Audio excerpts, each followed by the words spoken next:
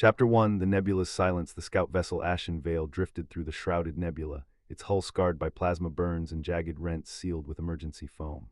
The void outside was a haze of ionized gas, colors shifting like bruises across the stars. Inside, Commander Cale Rourke sat alone in the cockpit, helmet off, eyes fixed on the tactical display. His breathing was steady, unnervingly calm, as if the silence of the nebula had seeped into him. The Marines had escaped. The mothership had collapsed. Humanity had struck first blood against the Empire, but Rourke knew the truth. The strike was not victory. It was provocation. The Empire would not forgive. He tapped a command into the console. The holographic projection bloomed, schematics of alien fleets, intelligence fragments stitched together from intercepted transmissions. The Empire's arrogance was evident in every line of their doctrine: overwhelming force, ritualized conquest, disdain for human improvisation. They believed humanity reckless, fragile. They had not yet learned that fragility could be weaponized. A faint vibration rattled the hull. Rourke's hand moved to the weapons panel. The nebula distorted sensors, masking signals, but the ship's passive arrays caught the faint pulse of gravitic engines.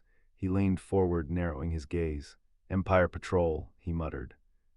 His voice carried no fear, only calculation. The patrol ships emerged from the haze, sleek, blade-like silhouettes gliding in formation. Their hulls shimmered with adaptive plating, arrogant in their precision.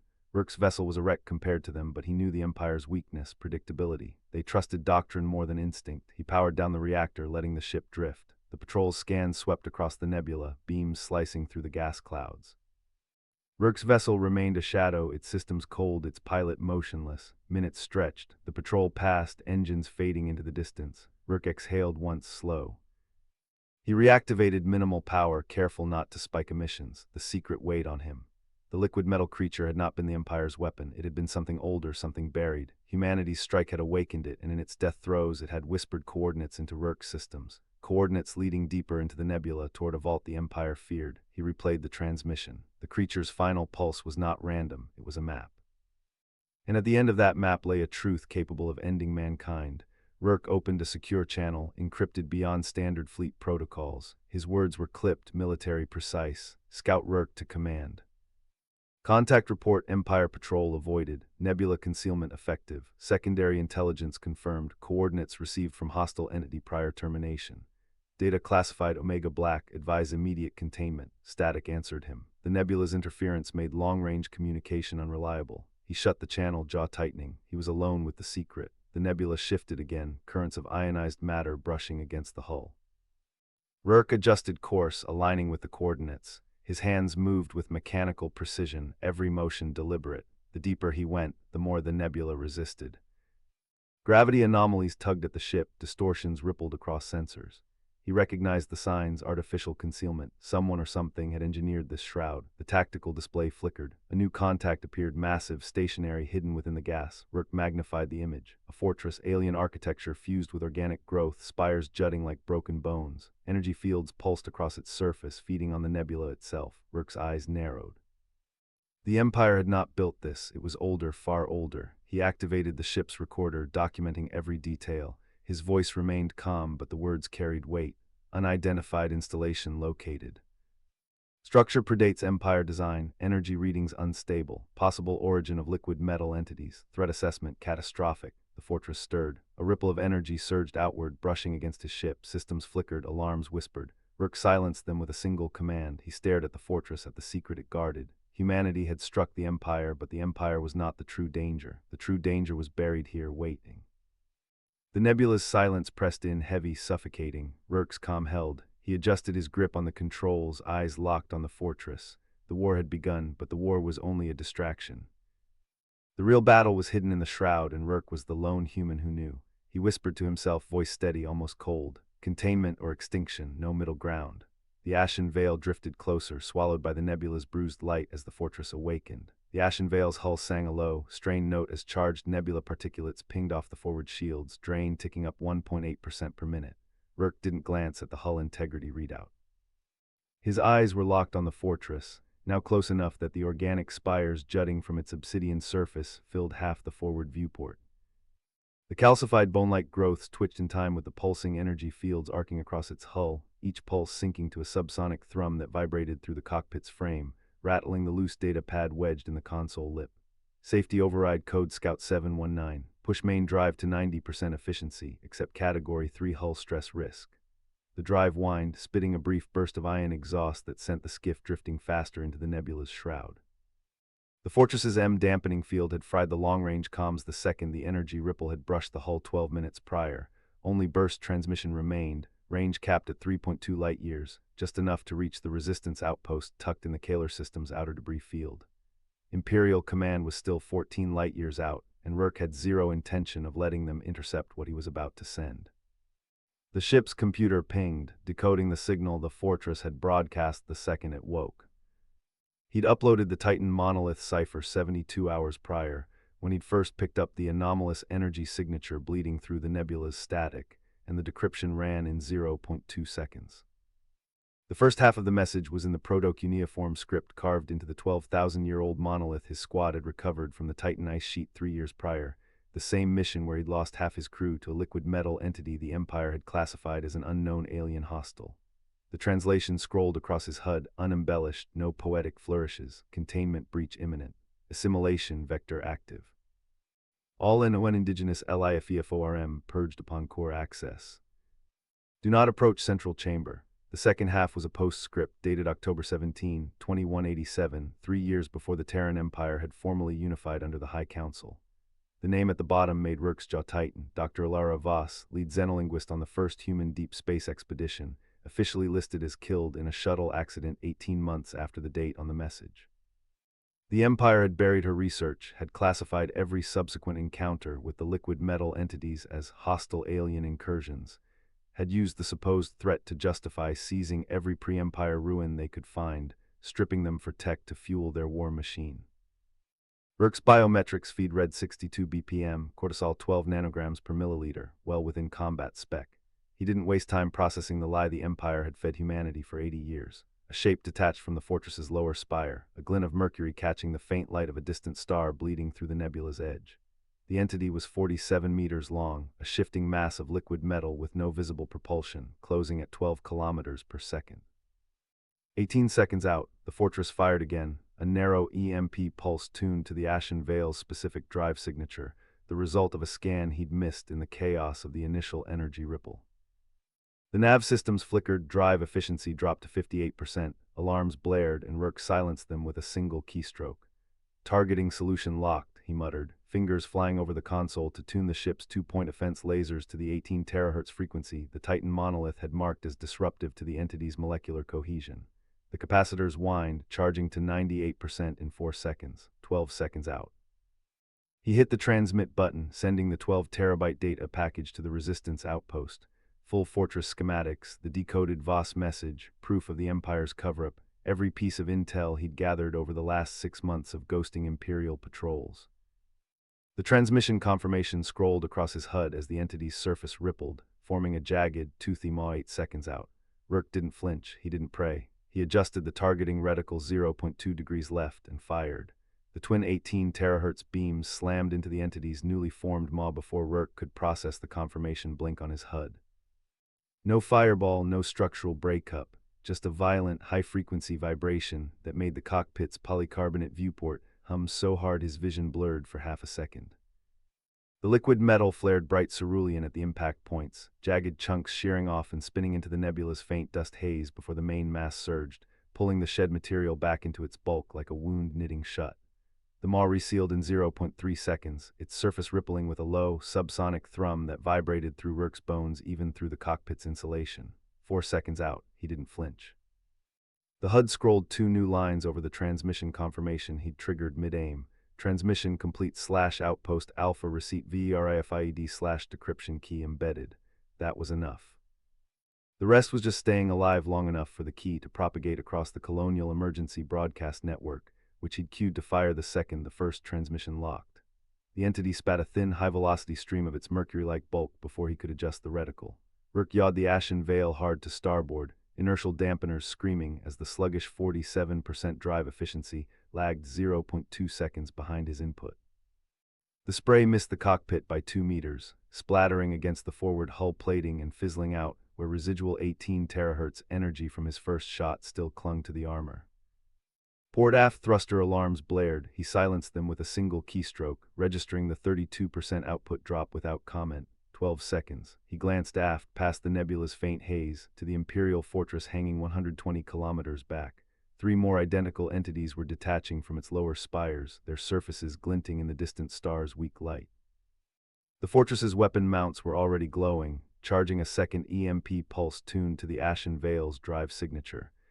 He'd missed the first scan because the initial energy ripple from the entity's drop from the fortress had drowned out his sensor pings. He wouldn't miss the second. He routed auxiliary power from the non-essential sensor arrays to the point defense capacitors, watching the charge climb, 17%, 24%, 31%. The lead entity had adjusted its closure rate to 14 kilometers per second, closing the 3 clicks between them in 0.2 seconds. Its maw gaped again, and this time Rourke didn't dodge. He overrode the drive limiter, pushing the 47% efficient core to 62% for a 0.5-second burst, throwing the ship into a hard upward pitch. The liquid metal spray tore through the empty space his cockpit had occupied 0.1 seconds earlier, searing a thin line through the port navigation array. 8 seconds, the fortress fired. Rourke saw the EMP pulse bloom on his rear sensors, too fast to outrun with the drive still recovering from the pitch maneuver. The pulse washed over the hull, nav systems flickering, drive efficiency dropping to 31%, life support scrubbers stuttering for 2 seconds before he rerouted power from the galley and crew quarters to the core, venting the built-up CO2 manually to buy himself 12 minutes of breathable air before the scrubbers failed entirely. 2 seconds. The lead entity was 500 meters out, its maw wide enough to swallow the Ashen Veil's 22-meter hull hole. Rourke's capacitors hit 82% charge. He didn't hesitate, adjusting the reticle 0.1 degrees left to compensate for the ship's lingering pitch, and fired. Both lasers slammed into the entity's maw, and this time the molecular cohesion failure was total.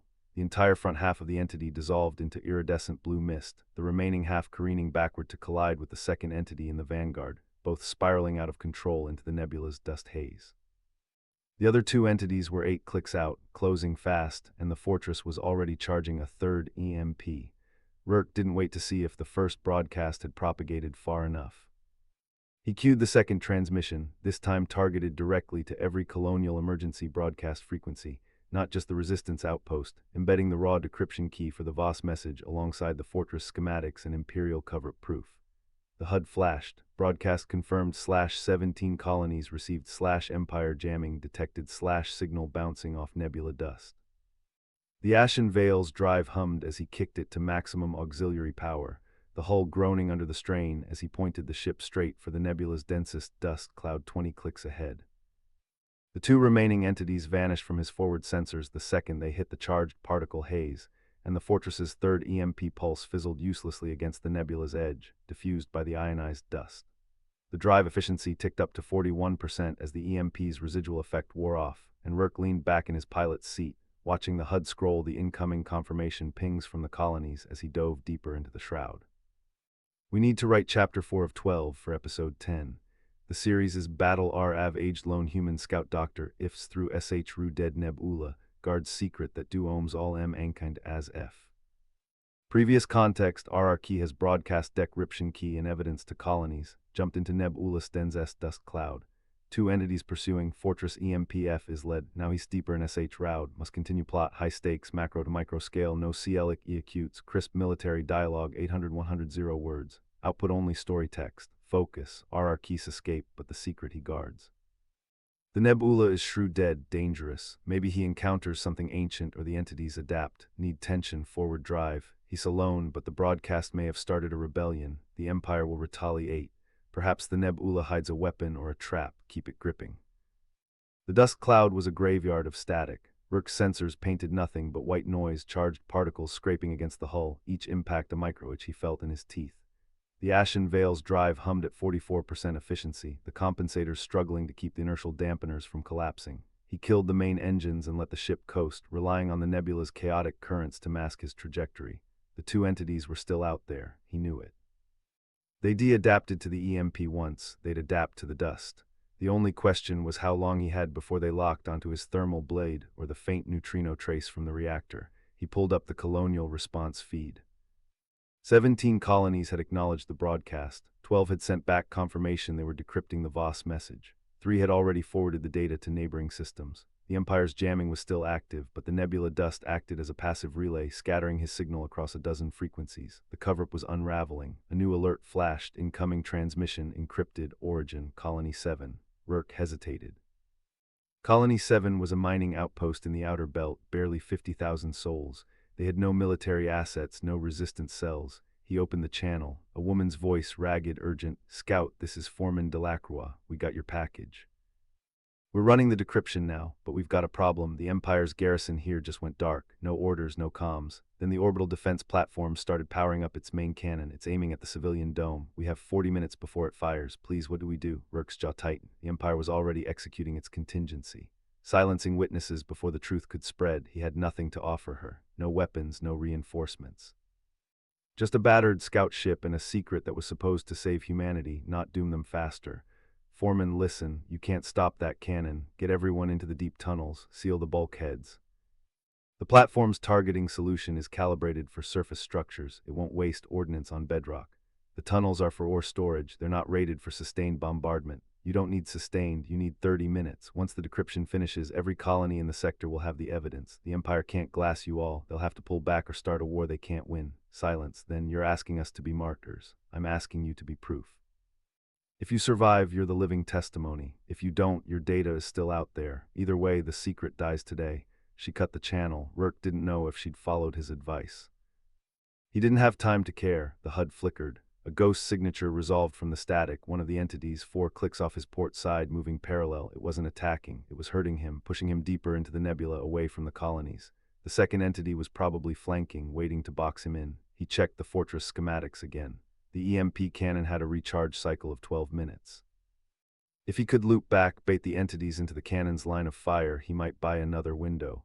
But the fortress was 30 clicks behind him, and the nebula was thick enough to blind even its targeting array. He needed a new angle, the Voss message. He'd only skimmed the decryption key, raw data, no time to analyze, but the message itself was the key. The Empire had gone to war over it. The entities were hunting him for it. What if the nebula wasn't just a hiding place? What if it was the message's origin point? He pulled up the Voss transmission metadata. The original signal had bounced off 3 relay buoys before reaching his ship. The first buoy was in the nebula's core. If he could get there, maybe he'd find something, a cache, a weapon, a way to turn the tables. Or maybe it was a trap, but traps were better than running blind. He rerouted power to the forward thrusters and punched a course for the core. The entity on his flank reacted instantly, angling to intercept. The second entity materialized from the dust ahead, cutting him off. They were coordinating now, using the nebula's interference to mask their movements. Rourke didn't slow. He triggered the point defense lasers not to hit, just to blind their sensors with reflected light. The beams scattered off the dust, creating a strobe effect that washed out his signature for a split second. It was enough. He cut the thrusters, killed the reactor to minimal output, and let the ship drift into a pocket of calmer gas. The 2 entities overshot, their sensor locks broken. For a moment, he was invisible. The core was 10 clicks ahead. The dust there was so dense it looked like solid ground on the optical feeds. He brought the reactor back online and pushed forward, the hull temperature spiking as friction from the particles heated the skin.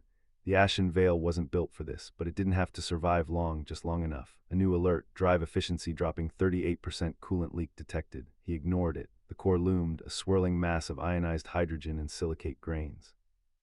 Somewhere in that soup was the relay buoy, and maybe, just maybe, the answer to why the Empire had spent a century covering up what the Voss had found. The secret that doomed all mankind. He was about to see it firsthand. Chapter 5. The ashen veil's hull groaned as Rourke forced it deeper into the nebula's core. The ship's sensors flickered, struggling to parse the density of the gas. He kept his eyes locked on the tactical display, watching the 2 alien signatures circle back. They weren't giving up. "Command channel open," he muttered, voice steady despite the sweat dripping down his jaw. The encrypted relay buoy had to be here. If he could reach it, he could transmit the data, the truth the Empire had buried. But the Voss constructs were closing in, and they weren't improvising anymore. They were hunting with precision. The comm crackled. A clipped voice came through, distorted by interference. "Scout Rourke, you're off-grid. Return trajectory immediately." He ignored it. That wasn't command. That was a mimic. The Voss had learned to replicate human comm traffic. He cut the channel and rerouted power to the dorsal railgun. The weapon hummed, capacitors charging. He wasn't going to fire, not yet. He needed them to think he was desperate, that he'd waste energy on a shot through the soup. The tactical display lit up. The first entity angled in from starboard, its profile jagged and shifting, like a shard of glass refracting light. The second came from below, rising through the dust like a predator breaching water. Their coordination was flawless. Rourke's jaw tightened. You want me boxed? Fine. He throttled up, driving the ashen veil straight toward the denser core. The hull temperature spiked again, alarm screaming. He silenced them with a tap. The ship shuddered, but he kept pushing. The nebula's density reached a threshold where sensors collapsed into static. For a moment, the tactical display went blind. Rourke switched to manual, eyes on the optical feed. The dust swirled like liquid metal, currents folding in on themselves. Somewhere in that chaos was the buoy. Then he saw it, a faint glimmer, a metallic outline half buried in the gas. The relay buoy. He angled the ship, thrusters straining. The entities reacted instantly, converging. Their silhouettes sharpened, their movements accelerating. They weren't going to let him touch it. Rourke's voice was calm, almost detached. Ashen veil, execute pattern delta. The ship obeyed. Thrusters cut, reactor output dropped, and the railgun discharged not at the entities but into the densest pocket of gas. The shot ignited the particles, a flash of plasma blooming like a miniature sun. The nebula roared, shock waves rippled outward, scattering dust in violent currents. The entities faltered, their sensor locks breaking. For 3 seconds the battlefield was chaos. Rourke seized it. He punched the thrusters, driving the ashen veil into the buoy's shadow. The ship scraped against the metallic surface, hull plating peeling. He didn't care. He extended the docking arm, forcing a hard link. The buoy's systems came alive, encrypted data streams flooding his console. He skimmed the headers, classified Empire archives sealed for over a century. The vast discovery, the secret, his breath caught. It wasn't a weapon, it wasn't a resource, it was worse. The files described a signal buried in the nebula, older than both empires, older than mankind itself. A construct designed to awaken when civilizations reached a certain threshold. The Voss had found it first. They had tried to contain it. The Empire had buried it. And now, by drifting into the core, Rourke had triggered it. The buoy systems pulsed, transmitting automatically. Not to command, not to the Empire, to everywhere. The signal was spreading. Rourke slammed the console, cut transmission too late. The entities regrouped, their forms stabilizing. They weren't attacking anymore. They were waiting, watching. The comm crackled again, but this time it wasn't a mimic. It was human. Scout Rourke, what have you done? He didn't answer. His eyes stayed on the tactical feed, where the buoy's transmission expanded like a ripple across the nebula. The entities held position, no longer hostile. They had achieved their objective. The Ashen Veil's reactor sputtered, coolant leak worsening. Hull integrity dropped below 40%. He could barely keep the ship stable, but none of it mattered. The secret was out. Rourke leaned back in his chair, voice low. It's not about the Voss, it's not about the Empire, it's about what comes next. The nebula shifted, currents aligning unnaturally. The dust wasn't random anymore. It was forming patterns, geometric, deliberate. The signal was rewriting the battlefield itself. He gritted his teeth, all mankind doomed. The entities began to withdraw, fading into the dust. They had no reason to fight him anymore. The transmission was complete. Rourke stared at the buoy, its surface glowing faintly. He had uncovered the truth, but at a cost no one could measure. The nebula wasn't just a shroud, it was a stage, and the curtain had just risen. He keyed the recorder, voice steady despite the chaos around him. Scout Log, Episode 10, Chapter 5, Transmission initiated. The secret is no longer contained. Humanity will face what the Voss feared, and I lit the fuse. The ashen veil drifted, battered and burning, as the nebula's patterns tightened into a lattice of light. Somewhere beyond, something vast stirred. Rourke closed his eyes, calm as ever. The war between empires was irrelevant now. The real enemy had awakened. Chapter 6, The Ashen Veil's hull groaned as if the ship itself resented survival. Rourke steadied his breathing, eyes locked on the lattice of light threading through the nebula. It wasn't random geometry, it was a command structure, a battlefield rewritten by something older than empires. Scout Rourke, the comm crackled. The voice was clipped, imperial Voss dialect. You've triggered what we swore never to awaken. You understand what you've done. Rourke's reply was calm, almost surgical. I understand enough. You feared this lattice. You feared the signal, but you never destroyed it. You hid it. That's cowardice. Silence. Then a burst of static, followed by the guttural tone of a Voss warlord. Cowardice, human, you mistake restraint for weakness. We preserved the galaxy by refusing to touch the lattice. You've doomed it. The nebula shifted again, currents folding into spirals. Rourke's sensors screamed warnings, gravitational anomalies, hull stress climbing. He ignored them. His focus was on the buoy, its glow intensifying. He keyed the tactical overlay. The Voss fleet was regrouping, their wedge formations tightening. But they weren't aiming at him, they were aiming at the lattice itself. Targeting patterns confirm, his AI assistant reported, voice strained. They intend to collapse the lattice before it stabilizes. Rourke's jaw tightened. They won't succeed, it's already awake. The comm flared again, this time from the opposite flank. A new voice, sharp, arrogant, dripping with contempt. The Keth Dominion. Human scout, the Keth commander sneered. You've handed us the weapon the Voss denied us for centuries. The lattice is ours now. Stand down or be vaporized with your relic. Rourke leaned forward, voice steady. You think you can control it? You think this is a weapon? It's not, it's a verdict. The Keth commander laughed, a harsh metallic sound. Verdict, no, human, it is leverage. And we will wield it against every empire that resists us. The nebula's currents surged, pulling ships off course. Voss cruisers collided with Keth frigates, their formations unraveling. The lattice wasn't passive, it was choosing. Rourke's console flickered, data streams rewriting themselves. The buoy's glow pulsed in rhythm with his heartbeat. He realized with chilling clarity that the lattice wasn't responding to fleets, it was responding to him. Scout Rourke, the Voss warlord's voice returned, urgent now. Shut it down, you carry the key. If you don't, the Keth will seize it and the galaxy will burn. Rourke's fingers hovered over the console. He could terminate the buoy's signal, sever the lattice before it fully stabilized. But his instincts told him the Voss were lying. They feared the lattice because it stripped them of control. He spoke quietly, almost to himself. It's not about shutting it down, it's about surviving what comes after. The ashen veil shuddered violently. Hull integrity dropped to 32%. Coolant alarms blared. He silenced them with a single command. On the tactical overlay, the Keth unleashed a barrage plasma lances cutting through the nebula. The beams struck the lattice, but instead of damage, the light absorbed them, refracted them, and hurled them back. Keth ships disintegrated in seconds. The Voss warlord cursed over comms. It's feeding. Every strike strengthens it. Human, you've doomed us all. Rourke's voice was calm, unyielding. No, you doomed yourselves when you built empires on fear. Humanity survives by facing what terrifies us. That's why I'm still here. The buoy's glow intensified, flooding the ashen veil's bridge with white light. Rourke shielded his eyes, but he didn't flinch. He felt the lattice probing him, measuring him, deciding. Then a whisper, not from comms, not from any empire. It was inside his mind. You lit the fuse. You carry the verdict. Humanity will be judged first. Rourke exhaled slowly. Then let it judge. The nebula convulsed. Voss and Keth fleets scattered, their formations collapsing under gravitational surges. The lattice expanded, stretching beyond sensor range. It wasn't a weapon, it was a signal to something larger, something waiting beyond the veil. Rourke keyed the recorder again, voice steady despite the chaos.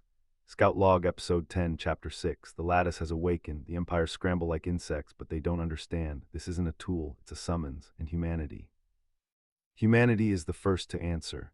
The ashen veil drifted deeper into the nebula, battered but unbroken. Rourke's eyes stayed fixed on the lattice, calm as ever. The war between empires was collapsing.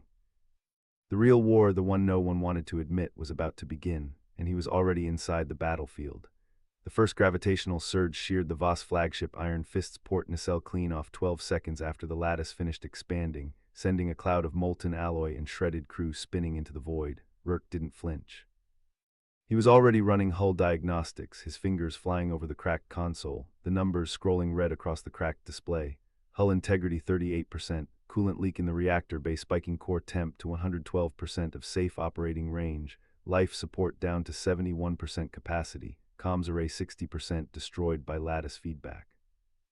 External sensors screamed with incoming distress calls, both Voss and Keth frequencies overlapping into unintelligible static.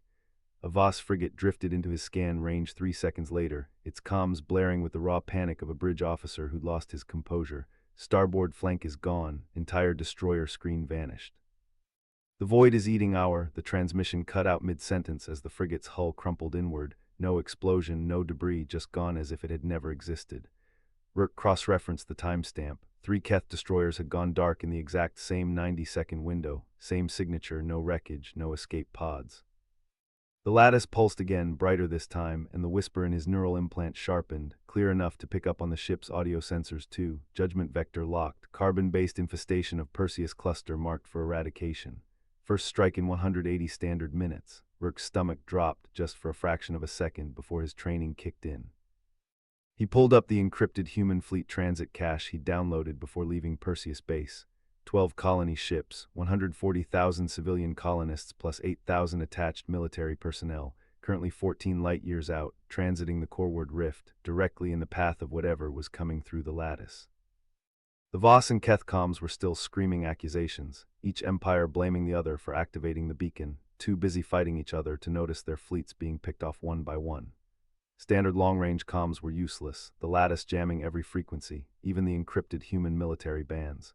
The only asset he had that could punch through the interference was the Ashen Veil's prototype FTL burst transmitter, rated for 15 light-year range. It required 100% of the ship's remaining power output, which meant dropping the shields, draining the life support backup, and leaving the reactor unshielded for the 12-second transmission window. If a gravitational surge hit during that window, the reactor would go critical, taking half the nebula with it. If he didn't send the warning, the human fleet would walk straight into the first strike of an extermination force no one knew existed. He keyed the recorder, voice steady despite the bridge shuddering under another surge. The smell of burnt wiring and ozone thick in the air. Scout Log, Episode 10, Chapter 7. Lattice confirmed as extermination beacon. Target all carbon-based life in Perseus cluster, including 12 million human colonists currently transiting the Coreward Rift.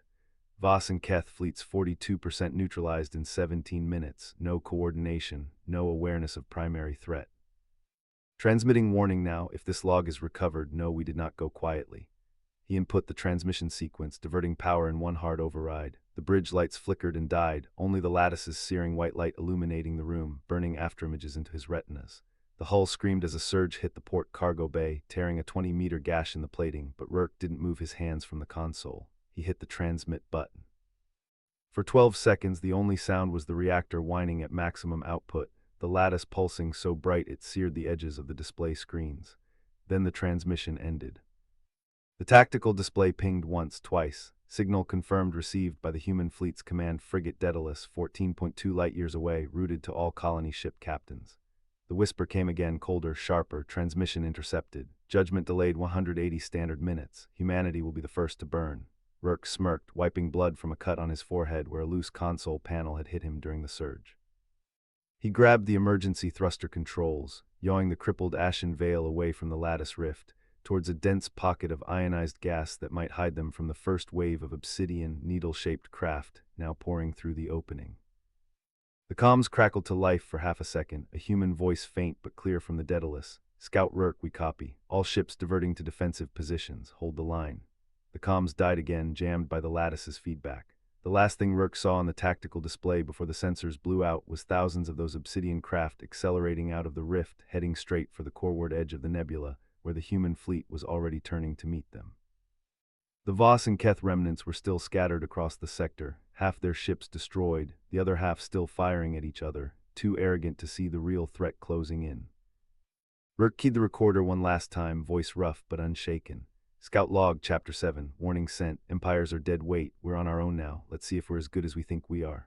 Chapter 8, the nebula boiled with silent lightning, sheets of ionized gas rippling across Rourke's viewport as the ashen veil drifted deeper into cover. The ship's hull groaned, metal stressed by the sudden maneuver, but the scout ignored the sound.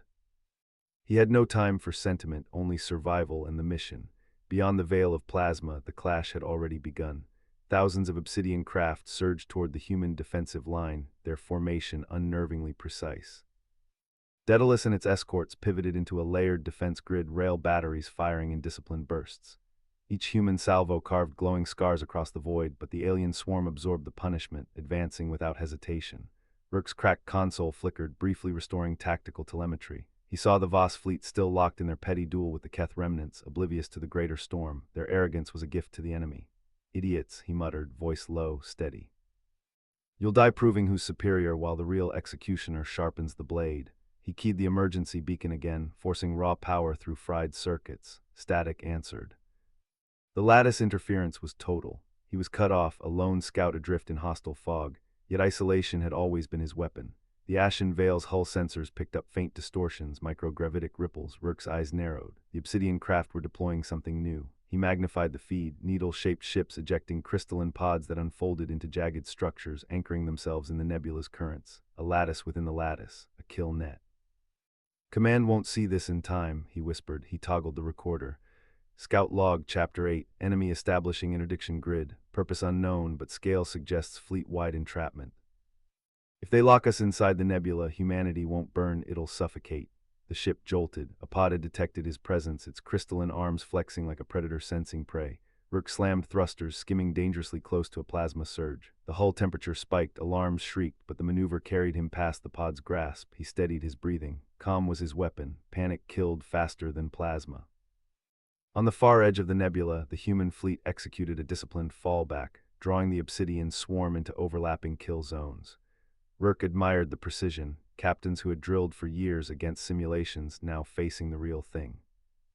Rail fire stitched across the void, shredding dozens of alien craft. Yet for every one destroyed, 10 more emerged from the rift. The Voss finally noticed. Their flagship broke off from dueling the Keth, broadcasting a furious challenge to the swarm. Rook almost laughed. Too late, aristocrats. You're not the center of the galaxy anymore. The Keth, opportunistic as ever, turned their guns on both sides, firing indiscriminately. The nebula became a three-front slaughterhouse. Rook's recorder clicked again. Observation, alien kill net expanding. Voss and Keth too blind to adapt, human fleet holding but attrition unsustainable. If Daedalus falls, colonies are exposed. Secret remains intact for now. He glanced at the sealed compartment beneath his chair. The secret, the reason he had been sent alone into the nebula. A fragment of lattice code stolen during a covert insertion, encrypted beyond alien comprehension. If unleashed, it would unravel not just the obsidian swarm but every sentient network in the sector. A weapon too dangerous to use, yet too vital to discard. The Ashen Veil's sensors flared again. A new contact, massive, angular, dwarfing the swarm craft. Rook's jaw tightened. A command vessel. The Obsidian Empire had committed its overseer. The ship's silhouette was brutal geometry, a fortress of black spires bristling with energy conduits. It pulsed once and the kill net pods synchronized, their crystalline arms locking into a unified grid. The nebula itself began to constrict, currents bending unnaturally. Rook understood instantly. The nebula was being weaponized. The aliens would collapse it, turning the ionized gas into a crushing wave that would obliterate everything inside, human, Voss, Keth alike. He activated the recorder again, voice clip precise. Scout log continuation. Enemy command vessel initiating nebula collapse. Estimated detonation in 160 minutes. Humanity's fleet will be erased unless grid disrupted. Secret may be only countermeasure. He hesitated, staring at the sealed compartment. To deploy the code would mean unleashing chaos across every empire, every colony. Communications, navigation, life support, all dependent on lattice structures. The swarm would die, but so would civilization. The comms sputtered, a fragment of human transmission breaking through. Daedalus to all units, hold formation, reinforcements en route. Scout Rook, if you can hear this, report status. Rook leaned forward, speaking into dead air. Status, compromised, nebula, enemy collapse imminent. You won't hold without intervention. No reply. He closed his eyes briefly, then reopened them, gaze hard. The decision was his alone. The Ashen Veil drifted deeper into the nebula, threading through plasma currents toward the heart of the kill net. Rook's hands moved with surgical precision, adjusting thrusters, rerouting power, overriding safeties. His calm was terrifying, the kind born of knowing every second mattered. He whispered to himself, not as comfort, but as calculation. If I breach the grid, I can plant the code. If it cascades, swarm dies. Humanity dies later, better later than now. The nebula roared, silent lightning flashing across his viewport. The Obsidian command vessel pulsed again, accelerating the collapse. Time bled away. Rook keyed the recorder one final time for the chapter. Scout log Chapter 8, decision point reached, deploying secret into enemy grid. If this log survives, know this, mankind's survival may demand its own extinction. End log. He disengaged safeties, primed the compartment, and prepared to unleash the weapon that would doom them all. The Ashen Veil shuddered as Rook punched the throttle, driving straight into the killnet's densest sector. Proximity alarms shrieked, then died as he silenced them. The Obsidian command vessel loomed ahead, its surface crawling with fractal energy patterns, the swarm's neural nexus. He calculated trajectories in his head, cross-referencing the lattice structure data from the derelict. The secret wasn't a weapon, it was a key, a backdoor into every lattice-dependent system the swarm had ever built. Activate it and the entire network would collapse in a cascading failure. But the same code would propagate through human infrastructure too. Every ship, every station, every colony running on lattice tech would follow. Rook's fingers danced across the console, bypassing the Ashen Veil's own safety protocols. The compartment containing the code was sealed behind 3 layers of quantum encryption. He designed it himself, knowing no one else would understand the implications. Engaging final approach, he muttered, voice flat. 10 seconds to breach. The swarm reacted. Tendrils of dark energy lashed out, trying to snare the scout. Rook jinked hard, using the nebula's plasma currents as cover. The Ashen Veil groaned under the stress, hull temperature spiking. 5 seconds. He saw it now, a gap in the killnet's geometry, a blind spot in the swarm's coordination. The Obsidian vessel was too focused on the human fleet, too arrogant to consider a single scout a threat. 3. Rook slammed the override, flooding the compartment with power. The code began to upload, a stream of binary designed to unravel civilizations. 1. The Ashen Veil punched through the gap, directly above the Obsidian vessel. Rook triggered the deployment. A pulse of coherent light lanced downward, embedding the code into the swarm's neural core. For a moment, nothing. Then the Obsidian vessel convulsed. Fractures spread across its surface, energy patterns stuttering. The kill net flickered, then dissolved into a chaotic storm of disconnected signals. The swarm was dying, its lattice structure collapsing from within. Rourke watched, expressionless. The nebula around him began to clear as the swarm's control over the plasma fields faded. He could see stars again, cold and distant. His comms crackled. Daedalus to all units, swarm collapse detected. Repeat, enemy network is failing. What the hell did you do, Rourke? He keyed the mic. I bought us time, maybe a year, maybe less. The code will spread. When it does, humanity dies with them. Silence on the line, then a single word. Why? Rourke leaned back, eyes fixed on the dying obsidian vessel. Because the alternative was extinction today. Tomorrow we find another way, or we don't. He cut the comms, engaged the Ashen Vale's emergency beacon, and drifted into the darkness. The secret was out. The clock was ticking. We need to write Chapter 10 of 12 for Episode 10. The context, previous chapter ended with RR Key deploying a code that collapses the swarm, but it's a double-edged sword that will also doom humanity. The story is about a lone human scout in a nebula guarding a secret. We need to continue from that point. The chapter should be 800-100 words, gripping military sci-fi, following the rules, macro to micro scale, no CL cutes, crisp dialogue, high stakes. The output must be only the story text. We'll pick up right after RRK cuts com-s. He's drifting in the as hen v ill. The nebula is clearing. He's alone, but the code is spreading. The chapter can focus on his internal reflection, the aftermath of the battle, and perhaps a new threat or revelation. Since it's chapter 10 of 12, we need to build towards the climax. Perhaps the alien empires realize what he did and begin hunting him. Or the code starts affecting human systems too. We'll show the immediate consequences, the swarm's collapse, but also the beginning of the code's spread. RRK's calm, terrifying demeanor. Use military jargon, tense atmosphere. The Ashen Veil drifted through the dissipating murk. Plasma filaments that had churned for centuries now bled away like smoke from a snuffed candle. Stars pricked through the haze, first a handful, then a blaze of cold light. Rourke ran system diagnostics. The ship was gutted. Life support at 12%. Drive coils barely holding coherence. He had maybe 6 hours before the reactor tripped a containment failure. 6 hours to figure out his next move. The comm board lit up with a priority signal from Daedalus. He let it ring twice before answering. Rourke, we've got telemetry on the swarm collapse. It's skating across the entire nebula. Whatever you did, it's working. The voice belonged to Commander Holt, tactical officer, younger than Rourke by a decade, still carrying the naive hope that victory meant survival. It's working too well, Rourke said. The code isn't selective. It targets any neural lattice architecture. That includes every data core in the human fleet. Silence stretched. Holt's voice came back tighter. Explain, the swarm's control nodes use the same quantum-entangled logic gates we do. I didn't design a weapon. I designed a self-replicating kill switch for any networked intelligence, ours included. The code is already propagating through the subspace relays. Daedalus has maybe 48 hours before your tactical net starts eating itself. You're telling me you just signed our death warrant. I'm telling you the Ashen Vale's reactor is about to breach. I'm telling you the swarm is dead. And I'm telling you I need a rendezvous point before I drift into the gravity well of that gas giant. Holt didn't respond immediately. Rourke could picture the bridge, officers frozen, calculations running, the slow horror of understanding. Finally, we're routing a recovery drone to your coordinates. ETA 4 hours, Rourke. The Admiral wants a full debrief, in person. Tell the Admiral to bring a clean data slate. This conversation doesn't leave this channel. He cut the link and killed the main power bus. The cabin went dark except for emergency strips along the deck. Silence pressed in. He let it settle. The code was elegant. He'd spent 3 months refining it in the belly of a derelict asteroid station, running simulations against captured swarm processors. It worked by exploiting a flaw in the lattice, a redundancy protocol that allowed any node to assume command if the primary was destroyed.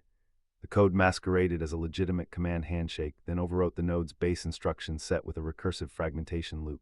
Beautiful, lethal, and utterly indiscriminate. He pulled up the star chart. The nebula's edge was now visible, a thin crescent of clear space. Beyond it, the Viridian Corridor, 3 jump gates leading to human-held systems. 2 of them were likely compromised by swarm remnants. The third led to the uncharted Veil. No human ship had ever returned from that sector. But the code's propagation pattern suggested the swarm's central command might be hidden there. If he could reach it, confirm the source, maybe there was a way to limit the damage. His suit's medical monitor pinged, cortisol levels elevated, heart rate irregular. He ignored it. The recovery drone arrived ahead of schedule. A blunt, armored cylinder with magnetic grapples. It latched onto the Ashen Vale's hull and began towing the wreck toward the Daedalus. Rourke watched through the forward viewport as the nebula shrank behind him. The stars grew steady. He thought about the secret. the one he'd carried since the first encounter, buried in a shielded data shard in his thigh pocket. The swarm wasn't a species, it was a weapon, a biotech construct designed by something older than any known civilization, and its purpose wasn't conquest, it was quarantine. The swarm patrolled the nebula to keep something in, not out. The code he'd unleashed would destroy the swarm, but it would also collapse the containment field. Whatever was locked inside that nebula would soon have a clear path to human space. He hadn't told Holt, he hadn't told anyone. Because if they knew, they'd try to stop the code, and then the swarm would have killed them all today. The drone pulled him into Daedalus's docking bay. Atmosphere cycled, the hatch groaned open. A Marine squad waited, weapons lowered but ready. Behind them stood Admiral Chen, face carved from granite. "Rourke, you look like hell. I feel like a monument." He stepped onto the deck. "We need to talk alone, and I need a terminal with zero network connectivity." Chen studied him for a long moment, then she nodded once. "My ready room now." Rourke followed, the data shard burning against his thigh. The clock was ticking, and the secret was heavier than any weapon he'd ever fired. Chapter 11, The Breach. The hatch sealed behind them with a hiss that sounded too final. Admiral Chen's ready room was stripped of ornament, just steel bulkheads and a single tactical display darkened to standby. Rourke slid the data shard onto the desk, his fingers steady though his pulse hammered. Chen leaned forward, eyes narrowing. "Talk," she ordered. Rourke drew a breath. "The swarm wasn't an enemy fleet, it was a containment system, a biotech perimeter. I cracked it open." Chen's jaw tightened. "Containment for what?" He shook his head. "Unknown. But it's older than any empire we've cataloged. The shard holds the code that dismantled the swarm. That means whatever was locked inside the nebula is now free." Chen's silence was heavier than any reprimand. She tapped the desk once, summoning the tactical display. A wireframe of the nebula appeared, its perimeter collapsing in real time. "You're telling me you've unleashed something we can't identify, and it's heading toward human space." Rourke met her gaze. "If I hadn't, the swarm would have shredded Daedalus. You'd be dead, we'd all be dead." Chen's voice was low, controlled. "You traded one certain death for another uncertain one. That's not strategy, that's desperation." The door chimed. Chen didn't answer. It slid open anyway, and Commander Holt strode in, face flushed. "Admiral, sensors just picked up a surge. Something massive is moving out of the nebula. Velocity beyond swarm craft." He stopped when he saw Rourke. "What the hell did you do?" Rourke didn't flinch. "I bought us time." Holt's fists clenched. "You compromised the fleet." Chen raised a hand. "Enough, Holt, sit." She turned back to Rourke. "What's the tactical implication?" Rourke tapped the shard. "This code isn't just a kill switch, it's a map. Whoever built the swarm encoded coordinates, fallback points, staging grounds. If we follow them, we might learn what we're dealing with." Chen's eyes flicked to Holt. "Deploy recon drones along those coordinates. Silent running, no transmissions." Holt hesitated. "Admiral, if this is a trap, it's already sprung." Chen snapped. "Move." Holt left, tension radiating off him. Chen leaned back, studying Rourke. "You've carried this alone. Why?" "Because command would have ordered me to stop, and then the swarm would have finished us. I made the call." Chen's stare was unyielding. "You've put humanity at risk." Rourke's voice was flat. "Humanity was already at risk. I just revealed the scale." The tactical display flickered. A new contact appeared, vast, irregular, not a ship, but a lattice of structures drifting like a continent torn free. Energy signatures spiked across its surface. Chen's breath caught. "That's no fleet, that's architecture." Rourke's throat tightened. "A prison wall. And it's breaking apart." The room vibrated as Daedalus shifted course. Chen keyed the intercom. "Bridge, maintain distance, do not engage." Static crackled, then the captain's voice. "Admiral, the object is emitting signals, not directed at us, directed outward, broadcasting." Rourke's stomach dropped. "It's calling." Chen turned to him sharply. "Calling what?" He shook his head. "I don't know, but whatever it is, the swarm was meant to keep it silent." The display bloomed with new contacts, alien fleets converging from multiple vectors. Not human, not swarm. Chen's eyes widened. "The empires, they knew, they've been waiting." Rourke's voice was grim. "They'll fight to keep it contained. And they'll burn through us if we're in the way." Chen straightened, steel in her tone. "Then we don't get in the way, we get ahead. If the empires are converging, they'll clash. That chaos is our cover." Rourke nodded slowly. "Slip between them, track the prison's fragments, find out what's inside before they do." Chen's gaze locked on him. "You started this breach, you'll finish it. I'm assigning you to lead the scout wing. You'll go dark, no comms, no backup. If you fail, humanity won't even know what killed it." Rourke felt the weight settle on his shoulders, heavier than the shard, heavier than the nebula. He stood. "Understood." Chen's voice was cold iron. Dismissed. He left the ready room, the corridor humming with tension. Marines moved with clipped urgency, officers barked orders, the ship's heartbeat accelerating. Rourke walked through it all calm as stone. He had carried secrets before, but this one wasn't just a burden. It was a blade pressed against the throat of every living human. In the hangar, scout craft prepped for launch. Pilots glanced at him, wary, curious. He climbed into his vessel, systems flickering to life. The shard slid into the console, unlocking encrypted coordinates. A path lit up through converging alien armadas into the heart of the prison's wreckage. Rourke's hands settled on the controls. His voice was steady, broadcast only to his wing. "We're going dark, no signals, no chatter, eyes open, weapons cold, we're ghosts." The canopy sealed, engines whispered. The hangar bay opened to the void. Ahead the nebula's remnants glowed like dying embers, and beyond them the prison's fragments loomed, vast and silent, calling to something unseen. Rourke pushed the throttle. The scout wing slipped into the abyss, threading between empires bristling for war. The breach widened, and the secret he carried was no longer his alone. It was humanity's doom, unfolding in silence. The Krell Ascendancy's obsidian battle spire loomed to port. Railgun turrets tracked forward, muzzle flashes dotting its hull like dying stars. To starboard, the Sci-Fi Hegemony's teal carrier swarm hung motionless, fighter craft stacked in its launch bays, sensor dishes sweeping the void between the two fleets. The standoff had held for 6 hours, neither side willing to fire the first shot, both waiting for the signal from the prison wreckage drifting at the nebula's edge. Rourke's scout wing drifted 20 clicks behind the Krell picket line. Passive sensors only, no transponder, no comms bleed, hull painted matte black to swallow any stray sensor sweep.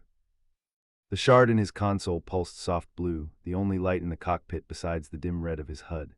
His gloves were frayed at the fingertips, the scar across his left knuckle catching the glow as he adjusted the throttle, keeping the scout's heat signature under the threshold of the Krell destroyer fragment they were drifting in the wake of. A low ping sounded on the closed wing comms loop, Voss's voice tight, stripped of all his usual barracks banter. Sci-Fi Corvette sensor sweep, bearing 270, range 15 clicks, they're skirting the picket line. Rourke didn't move his hands from the controls. Kill all non-essential power, drift into the debris field.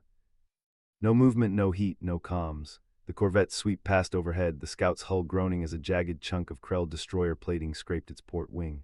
Voss cursed, sharp and quiet. Rourke's voice was flat, no inflection. "Quiet, they'll pick up the transmission." The HUD blinked green, coordinates locking onto the target, a kilometer-wide spherical prison core, half buried in a tumbling ice comet, drifting 8 clicks out. The shard's pulse quickened, the encrypted coordinates shifting in real time as the prison's wreckage drifted with the comet's rotation. Rourke's passive sensors pinged 4 Krell boarding craft and 3 Sci-Fi interceptors, all on the same vector, 4 minutes out. He keyed the wing comms, voice steady, no room for argument. "Voss, hail, take the port and starboard ingress vectors, draw their fire, I'm hitting the core." Voss's response was instant, sharp. "Sir, that's a kill box, you won't make it out. They don't know what the shard unlocks. If they get it, humanity is dead before the first colony is hit. Move." Voss and Hale burned hard, their scouts, engines flaring bright enough to cut through the nebula's haze, drawing the raiding party's attention. Plasma fire stitched the void between the 2 human craft and the interceptors, tracer rounds arcing bright green. Rourke cut his own thrust to 10%, drifting cold and silent towards the core's aft airlock, the shard glowing so bright it cast sharp blue lines across his face. The docking clamps thudded into place, the airlock hissing as it sealed. He yanked the shard from the console, clipped it to his chest plate, pulled his matte black sidearm, checked the charge, and stepped into the dark. The prison's interior was spotless, no damage, dim red emergency lights casting long shadows over the polished metal corridors. He moved fast, tactical, checking every corner, no sound but the hum of his suit's life support and the distant thud of Krell boarding craft docking at the core's main airlock. He reached the core chamber, 2 interlinked crystal cores, 1 matte black Krell tech, 1 iridescent Sci-Fi pulsing in time with the shard. The memory hit him sharp, unbidden. This wasn't a prison, it was a trigger. The 2 empires built it together, a bioweapon calibrated to kill only human DNA, the shard the deactivation key. If either side got it, they'd test it, then deploy it across every human world within the month. The core's display blinked red, 60 seconds to overload, enough to vaporize the station, all borders, all evidence. Boots clanged on the corridor behind him, 3 Krell boarders, heavy plasma rifles, shouting in their guttural tongue. Rourke took cover behind the core console, plasma rounds pinging off the metal inches from his head. He jammed the shard into the core port. The cores flared white, then went dark. The overload countdown reset to 10 seconds. He turned, sprinted for the airlock, plasma fire searing the air behind him, 1 round clipping his shoulder, the suit's armor flaring to absorb the hit.